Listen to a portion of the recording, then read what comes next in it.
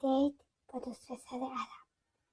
سلام علیکم، خوش اومدی حبیب کن، به کانال خودت خوش اومدی. باورت میشه حبیبی تو دیت اول به هم طلا هدیه داد. بریم ببینیمش. دیت با دوست پسر عرب. اول از همه بگم که چجوری رفتیم. اماراتی ها که همتون میدونین مرداشون از اون لباس بلندای سفید میپوشن که بهشون میگن کندوره. عکسش هم اینجا میذارم. بعد همین کندوره به ظاهر سفید، یه لباس معمولی ما میدونیمش که واقعا قیمتای نجومی داره و بسته به جنس و ایناش که خودشون خیلی راحت تشخیص میدن، از نظر خودشون یه لباس شبیه به همه یک دست سفید نیست. خیلی خوب. خانوما هم که عبا میپوشن. جوان تراشون که مدروستر هستن و مثلا ذهنشون باز داره، تو خیابون مثلا لباس معمولی شلوار جین اینا میپوشن، ولی خب بشه کندور هم میپوشن، یعنی پوشیدن هر دوتاشون عادیه. اولین دیتم حبیبی کندوره پوشیده بود.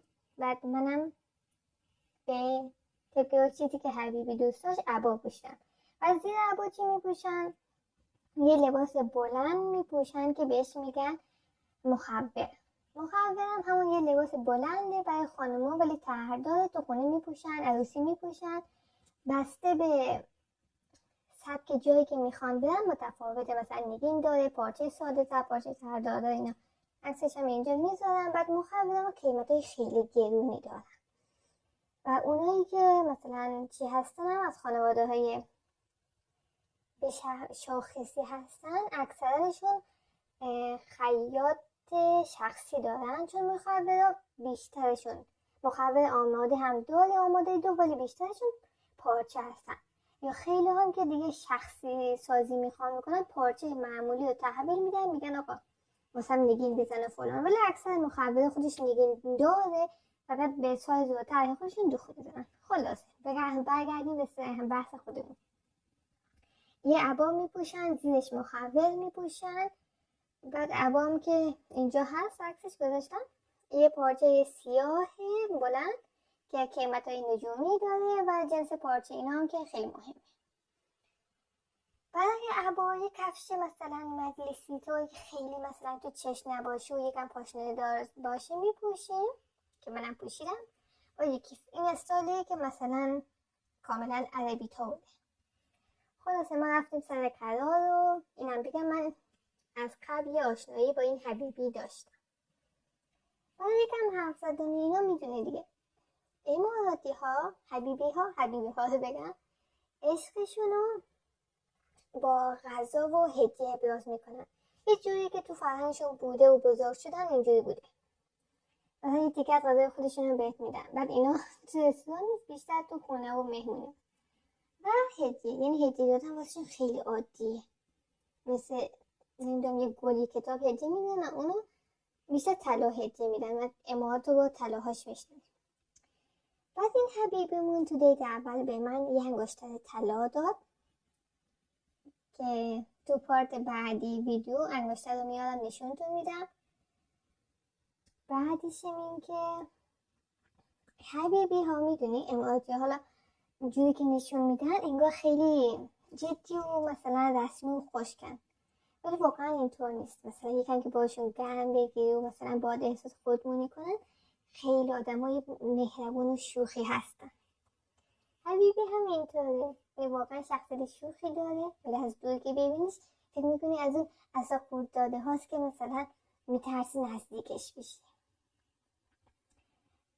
بعد مثلا کارهای باحالی میکنن. اگه بخوای پا به پاشون هدیه بدی که اصلا به پای حبیبی ها و اماراتی ها نمیرسی، اون خیلی زیاد هدیه میدن، اصلا دیگه نمیدونی چی هدیه بدی مثلا به طرف مقابل. هدیه هایی که زیاد میدن طلا، عطر، کیف و کفش، اینا مثلا خیلی مرسوم تره دیگه. حبیبی ها خیلی سفر میرن که یکی اشتراک هر دو عاشق سفر. شدم توی یک صحبتامون این بود که اگه مثلا بیشتر آشنا شدیم با هم بریم سفر به جایی که دوست داریم. بعد اینکه دیگه چی بگم،